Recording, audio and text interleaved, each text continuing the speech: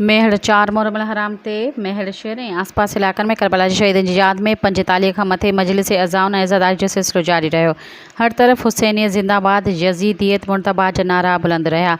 अक़ीदत ऐं एहतराम सां करबला जे शहीदनि खे भेटा पेश करण जो सिलसिलो जारी। 4 मुहर्रम हराम जो क़दीमी क़ाफ़िलो हुसैन इमाम बारगाह मेहड़ खां अंजुमन हुसैनी मेहड़ जे सदर सैयद साबित अली शाह, सैयद मंज़ूर अली शाह, सैयद शेर मोहम्मद शाह लखियारी ऐं ॿियनि जी अॻवानी में मातमी जुलूस बरामद थियो। मातमी जुलूस रिवायती रस्तनि खां थींदो घंटाघर चौक ते वटि पहुतो, जिथे अज़ादारनि सीनाज़नी कई। मातमी जुलूसनि में अंजुमन कारवां अब्बास मेहड़, अंजुमन हुसैनी मेहड़ जे नुंहां ख़्वाननि नुंहां ख़्वानी कई।